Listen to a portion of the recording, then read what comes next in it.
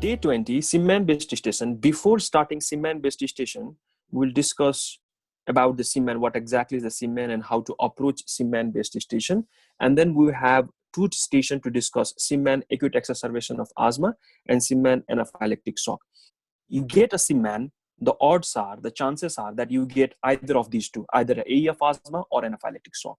It does not mean that you will always get these two only, because there are, in the current database of GMC, there are a lot of SIMAN stations already, but the odds are you will get either of these two. Okay, so that's why we discuss these two stations in our day 20, but in the day 21 and alongside that, we'll discuss few more SIMAN stations. So before that, let us give the overview of what exactly the SIMAN is. Like Dr. Helen said, SIMAN is a mannequin, but it is not like other mannequin. Like we have studied mannequin-based station in, for example, doing a venipuncture, putting the urethral catheterization, etc. But then this one is a special mannequin. Okay, so this mannequin is special in terms that it has got its own vital signs, and then if you auscultate it, you can hear the breath sounds or the heart sounds. If you palpate its radial pulse, not only the radial pulse but also the brachial pulse, carotid pulse, femoral pulse, popliteal pulse, dorsalis pedis, okay, tibialis posterior, all the peripheral pulses can be palpable. Okay, and if there is any particular sign, they can also program it in such a way that one of the pulse can be obscured. Okay, and if you hear the bowel sound, you can actually hear the bowel sound if there is a station in which they have to imitate the bowel sounds. Okay, sometime in the case of anaphylaxis, they can program in such a way that its tongue or lips starts to swell. Okay, if you shine a torchlight on its pupil reacts to the light. All right, and likewise in its throat there's a small speaker, so someone, if they speak from the mic, that speaker will turn on and then it will give you a imitation as if the SIMAN is talking themselves.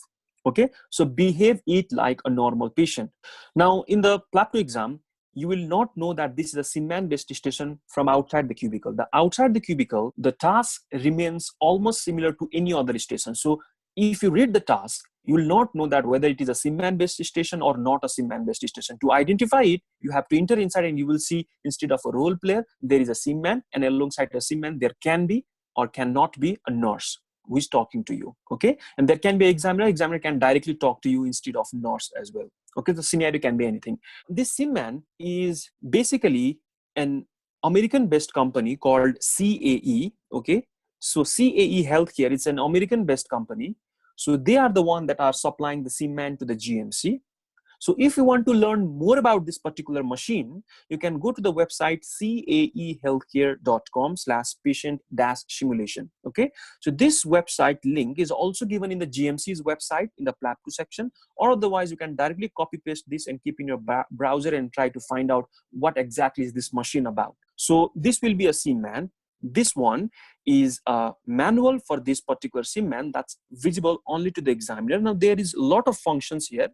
They can change it to anything. For example, if they click on the ECG and then they want to imitate atrial fibrillation, they can provide you the ECG of atrial fibrillation so that you can see the atrial fibrillation kind of ECG on this monitor. Okay, they can change the heart rate, they can change the respiratory rate, they can change anything. They can do absolutely anything for the SIMAN. They can do anything. So be prepared for anything in case of SIMAN. Now regarding an approach, let me tell you a little bit on the approach itself. So previously what we used to do, we used to go in the SBAR pattern. In all the history-based station, counseling-based station, and even in the examination-based station, we were using SBAR pattern. We're first of all trying to find out what exactly is the situation. Then we were taking the background of that situation. Then we were doing the assessment, and then we were responding, reviewing, and recommending.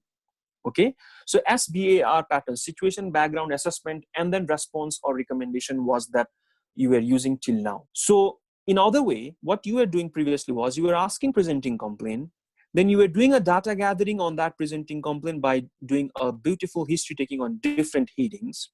After that, you were offering some examination, then doing some investigation. If it was examination-based scenarios, the examiner was letting you do the examination. If it was a history or a counseling-based scenarios, examiner was giving you some finding and asking you to move forward, and then you were verbalizing the investigation, and then you were going into the management by doing a lot of different steps like disclosing, explaining, and telling the treatment plan, follow plan, safety netting. Okay, so at the end you are going to the management, so you are going into the SBAR pattern. Okay, any idea what kind of pattern will we use in case of a CMAN? Hello. Okay, yes, Dr. Anika. Yes, So please. in the Siman station, usually we whenever any problem arises, we need to treat that and then proceed accordingly. Okay, Dr. Anika, why we were changing our approach in CMAN based station? Any special reason for that?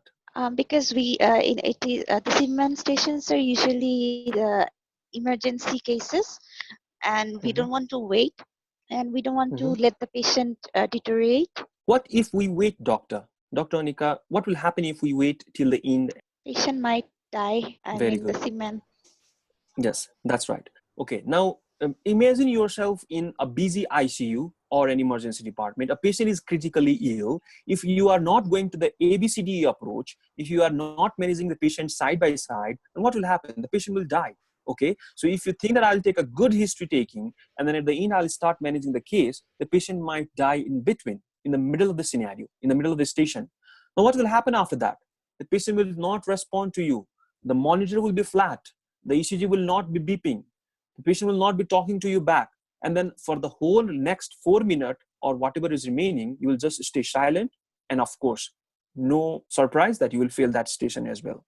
Okay, so that's rightly pointed out, Dr. Anika. So you have to manage the case side by side. So how to manage the case side by side? For all critical patients, we know the approach. We ask the presenting complaint, and if the patient is able to give the presenting complaint, we go with the ABCD approach. If the patient is not responding at all, we shout for help.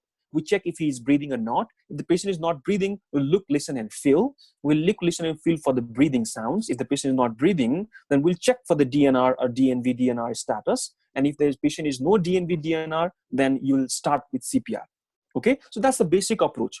Do not forget ABCDE. Do not forget at what point will you attempt CPR. If you know these two things, then I'm sure you'll definitely do good in CMAN. Now let's start.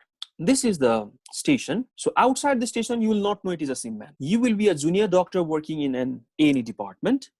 A 40-year-old male presents to the A&E with a complaint of shortness of breath. Talk to the patient, take history, assess the patient, discuss the plan of management with the patient or examiner. Now, doctors, there are a lot of variations in this station itself. I will discuss each of these variations so that you'll be prepared enough to handle all the situation in case of this particular station. So let's move forward. The patient is not able to breathe. You are in A&E department. You start in the similar way. Hello there. Is everything all right? You are directly asking the presenting complaint because you see that there is a CMAN. You are in the A&E department. The patient is having shortness of breath. So you sense that there is some problem. Okay, hello there. Is everything all right? As you are asking this question, your eyes, so if you are here, this is the bed, here's the patient, here's the monitor. So what you do, your eyes should look at the patient, at the monitor as well. Okay, so do not just try to make the eye contact like you do in the history-based or counseling-based scenarios. Also try to see side by side the monitor as well. What kind of things are displayed in the monitor? Because if your eyes is not on the monitor, sometimes you'll miss some small changes that you are about to see. Okay, so hello there, is everything all right? Doctor, I can't breathe. It will not only say like that, it will actually imitate the breathlessness.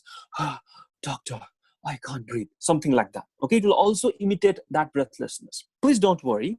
We are here to help you. Myself, Dr. XYZ. I'll quickly assess you to find out what's wrong, and we'll try to make you feel better as soon as possible. Is that all right? Then, since your patient is talking, you verbalize.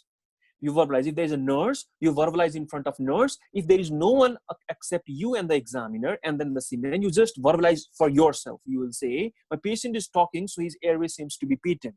So that examiner will also hear your interpretation side by side. Okay, then you look at the monitor and focus on SpO2 and respiratory rate. Okay, you first of all focus on some airways and breathing parameters, SpO2 and respiratory rate. So where is SpO2? So if this is a monitor in the exam, so the first line is of heart rate. Just side to the heart rate is the pulse rate as well. And then on the second line, there is the SpO2. Okay, so the SpO2 is generally on the second line of the monitor. So familiarize yourself with how the monitor is displayed in the GMC as well. Okay, the second line is about SpO2. Respiratory rate is on the bottom right corner of your screen. So here is the RR. Okay, so let me tell you, here's the heart rate and the pulse rate. Here's the SpO2. Then you will see the ABP, which stands for arterial blood pressure. So 123 by 82, 123 is the systolic blood pressure, 82 is the diastolic blood pressure, and 96 is a mean arterial pressure. Pulmonary artery pressure can also be there, but for your scope of a FY2 doctor, pulmonary artery pressure and EtCO2, end-tidal carbon dioxide, is rarely required in case of a PLAB2 exam. Yeah, so now you know where to see in the beginning. Okay, sometimes there can be a different monitor. Okay, so there is another variation of monitor as well. So the first line is of heart rate, second line is of SpO2, just below that on the side there is SpO2 98%, and then on the middle bottom corner of your screen there is a respiratory rate. So you know where to see on this kind of monitor as well. Let's continue.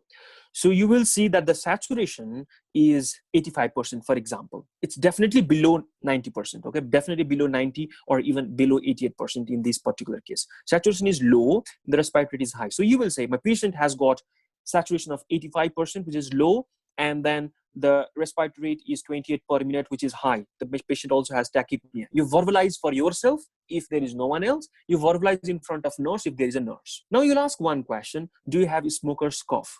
Now you know why to ask this question, because you want to rule out COPD. Why? The reason is fairly simple and straightforward. In the COPD, you don't want to give the high flow of oxygen, okay, because that will decrease the hypoxic drive for carbon dioxide washout. Okay, so we have discussed it previously, so I don't want to go into detail now. Just ask, do you have smoker's cough? Patient will say no. Then you will say, I will put on oxygen mask on your face. Please bear with me. At this point of time, examiner might interrupt you, or examiner might see you, how will you perform? Okay, there can be any of these two. Examiner might interrupt you, or examiner might see you, how will you perform? Most of the time, examiner will try to see how will you perform in such situation. So in a tray, just beside the patient, there are a lot of oxygen masks. The examiner wants you to pick the right oxygen mask for this patient. So you will say, I will put a non-rebreather oxygen mask or a face mask, and then I will run 15 liters per minute of oxygen on it, which is roughly equal to 100%. Okay, so if you are using a non-rebreather face mask, which is an oxygen mask along with a reservoir bag attached to it, so that's a correct mask that you have to pick up. If you are picking up any of the different kinds of masks, for example, there is a normal face mask, there is a Venturi mask, there is a nasal prongs, there is a nebulizer mask, there is a non-rebreather face mask like this one. So you have to pick the right one. And you'll also say, I will run 15 liters per minute of oxygen. That means high flow of oxygen. And if this reservoir bag is inflated, that will give you almost equal to 100% of oxygen. Okay, so that's the first thing you will say. Okay, sometime examiner will interrupt you and I will ask you, doctor, which mask? You will say non-rebreather face mask.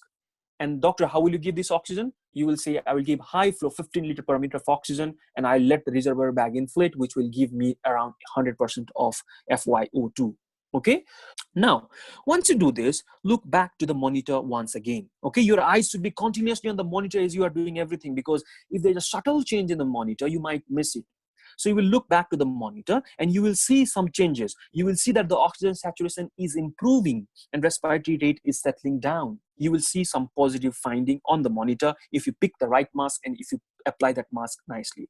Now, the another point to mention here is to apply the mask correctly as well. So what will you do? You will first of all grab this mask, okay, and then you will apply this mask to the patient's face. Okay, so if this is a patient face, you will apply the mask to the patient face, and then as you are applying this mask with your right hand, you will use your left hand, and then you will tie this particular elastic band on the back of the patient head. You will slide it from the top to the back and you will fix it.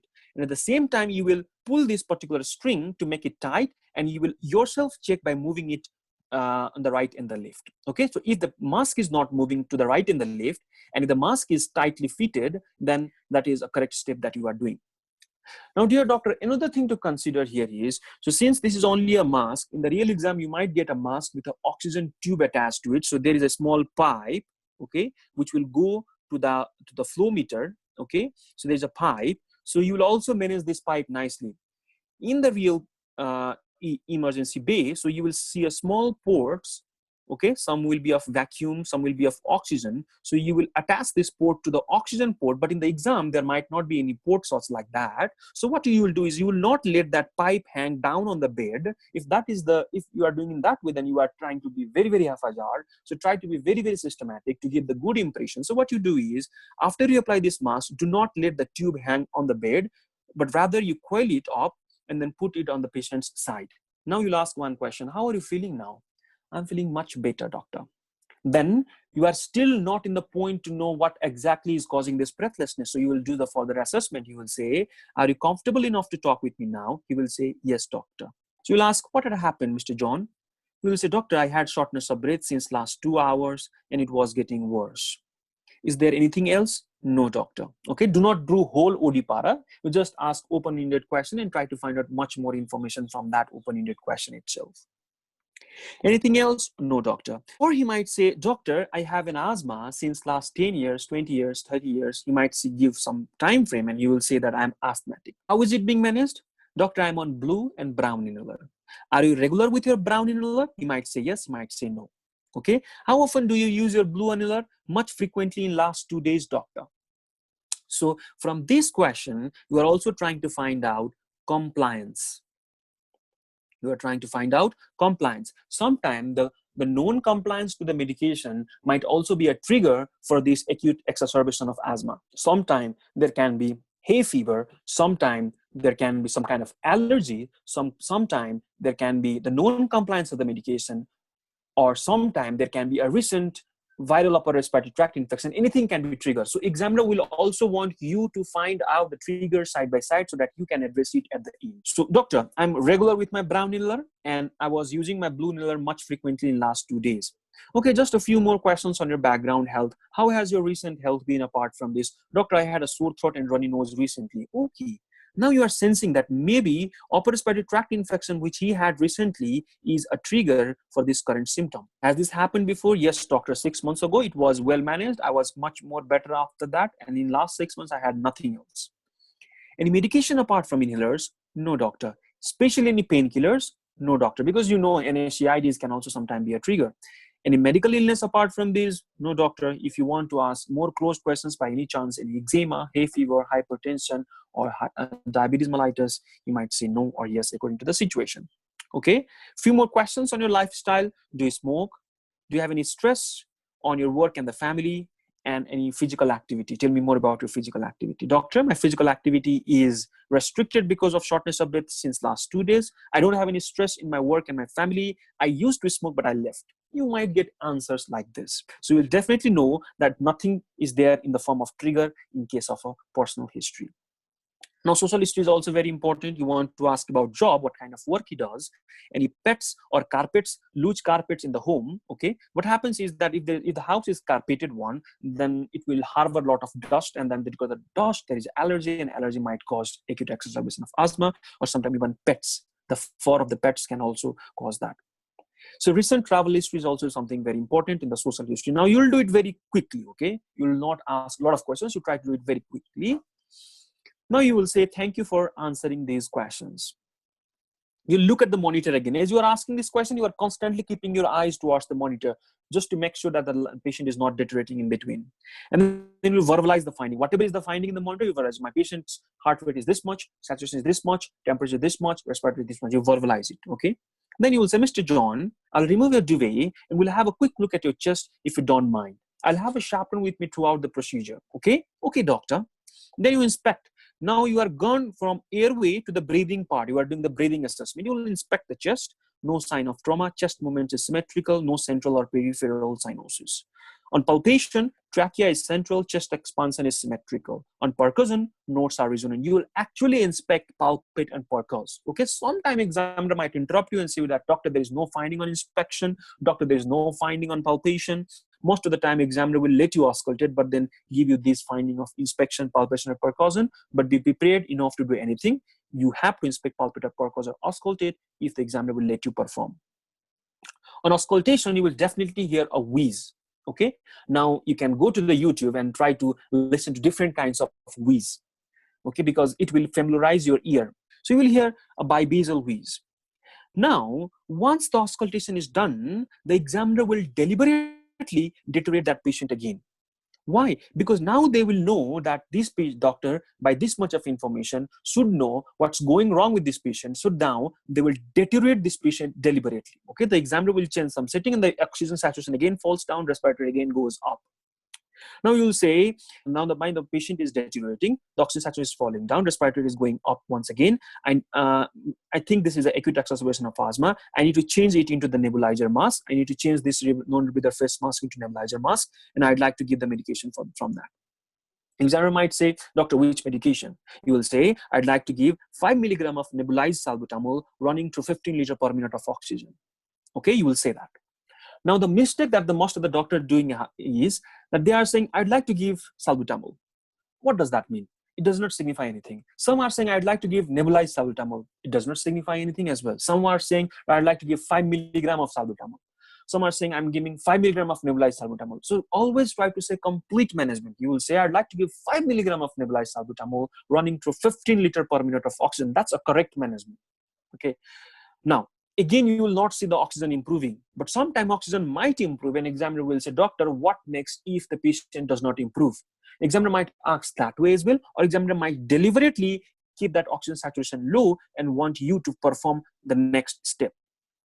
You will say, now, since nebulized salbutamol is not helping, I'd like to add 500 microgram of ipratropium bromide into the nebulizer. Okay, ipratropium bromide is also coming in the brand name of Ipravent. You can say Ipravent as well. Okay, so 500 microgram. Okay, say nicely, I'd like to add 500 microgram of ipratropium bromide into the nebulizer, running to the 15 liter per minute of oxygen. So you are adding one more nebulizer. Oxygen might improve. Examiner might say, what next, doctor? Okay, examiner will go up to the end point. Okay, they want you to verbalize completely the management of asthma. So they might go to the end point, but then what they will do sometimes is they will not let the oxygen saturation improve and they will ask you to perform. So here is the nebulizer mask. You have to change it. You have to put this mask. This is the nebulizer mask. If you can unscrew it, you can put the medication here and then you can tighten it. Sometime examiner will say, where will you put that 5 milligram of salbutamol? You will open it and then show to the examiner, I'll put it here, and then you again put that back. Okay, make sure you are doing the tight sealing of this face mask. You are nicely putting that rubber band and you are fixing that mask very nicely. If that is the problem, if there is a problem in the mask itself, the patient might not improve regardless of whatever you do. Okay, so make sure you are doing that nicely as well. Now, patient is still not improving. Now you're definitely thinking that there is nothing more that you can do in the breathing part. Now go into the circulation part. You check again the full vitals. Pulse is high, BP is normal, ECG rate and rhythm is normal. You will say, I would like to open the cannula and draw the bloods for full blood count, UNEs, cardiac troponins, clotting screen, and VBG. Clotting screen, maybe the patient is having pulmonary embolism. Cardiac troponin, maybe the patient is having heart attack. Okay, so just as a part of the routine assessment, but you know this is a case of acute exacerbation of asthma from the history itself. But then still, for more information, for more data gathering, you will say, I'd like to open the cannula and draw the blood for this. Now, once you open the cannula, draw the blood, and then you give 100 milligram of IV hydrocortisone. So I will talk with my senior and would like to give 100 milligram of IV hydrocortisone. Okay. Now, this point of time, oxygen might improve. Or examiner might say, what next, doctor, if not improving? Okay. They will go to the end point. You will say, I'll inform my senior and start him on IV magnesium sulfate. What is the dose, doctor? You will say 2 gram in 100 ml normal saline over 20 minutes. Okay. What's next, doctor, if the patient not improving on IV magnesium sulfate? Like I said, doctor, examiner will go up to the endpoint. You will say IV salbutamol, 250 microgram bolus. Now, by this point of time, examiner is satisfied with your answer. He will say, well, okay, the patient is improving now, or he might show the signs in the monitor. And then you will say at the end, I'd also like to do a 12-lead EKG, reassess again from A to E till the help arrives. Okay, from the A to E, you'll again ask, how are you feeling, Mr. John? Doctor, I'm feeling much more better. Okay, my patient is speaking. His airway still is patent. And you will see on the monitor, you will say that saturation is now 95%. Respiratory rate is 18. So respiratory rate has definitely settled down. Oxygen saturation is normal. Pulse is 100. So that's settling down as well. BP is normal. Okay, you will verbalize. Okay, you are doing again the reassessment from A to E. Once again, but very briefly in 30 seconds. Now at the end, when everything is settling down, you will say, okay, Mr. John, do you know what you had?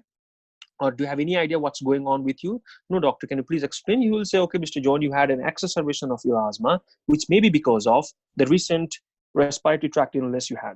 Okay, so you will say that. I gave you oxygen, nebulized salbutamol, and ipratropium and hydrocortisone through your cannula. We'll keep you in the hospital and continue for the treatments in the medical ward. For that, I need to talk with one of my consultants and with my seniors to discuss about your admission. Do you have any other question? Doctor. So that's how this station ends.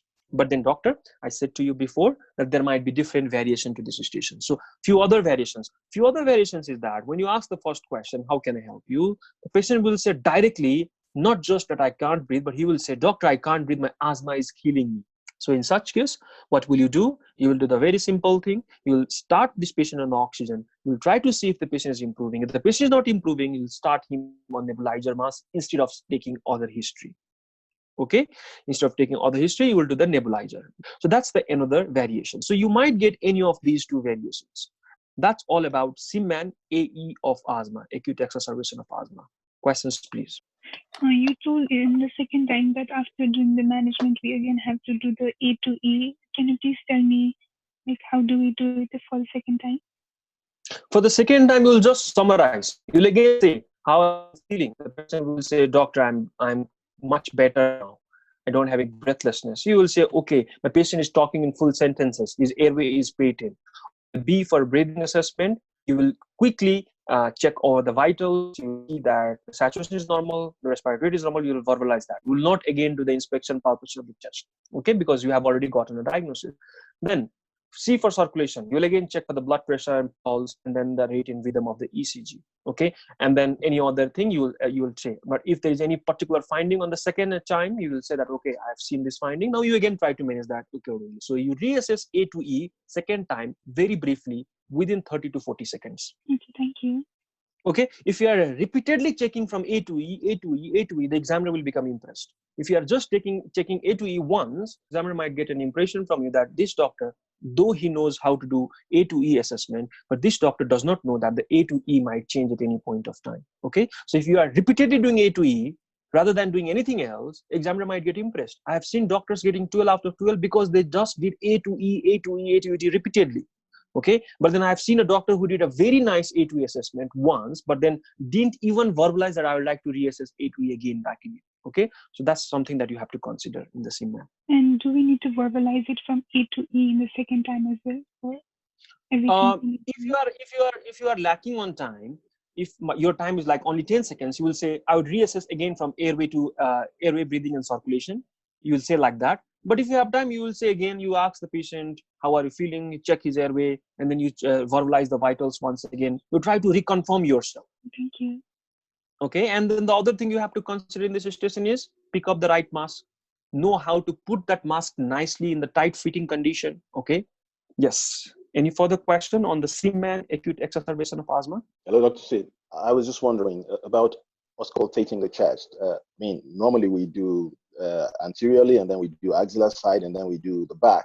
Do we have to do all of that when we're auscultating the chest of a SIMAN? Front in the anterior aspect, at least for example, supramammary and inframammary, and then axillary, okay, and not more than that. And you compare it side by side on the both sides. Yes, any other question? Doctor said, yes, Dr. in the Fatima. second variation, you said that we'll know the diagnosis of asthma. So after introduction, we have to start with all the medication, right? So after introduction, so he will say, doctor, I can't breathe. My asthma is killing me. So you will say, first of all, I'd like to give you oxygen via face mask. You pick up the right face mask. Patient's oxygen saturation might not improve this time because this time they have already given you the information that the patient is having an asthma. Now, after the patient is not improving, you will change the mask, you'll put the nebulizer, and then you'll go on to continue from there. The same approach, but just this time, the more detailed history taking is not required. Later on, after the patient is okay, you can ask the history to find out what triggered his asthma. So it's basically like ABCDE, but wherever you get the opportunity, whenever the patient is stable, you'll do your normal assessment, you do your normal history taking as well. Okay, so I think there are no more questions. So what we will do is we will hang up this meeting again because I want to upload this separately. So SIMAN A of asthma is done. Now in the next meeting, we'll do the SIMAN anaphylaxis.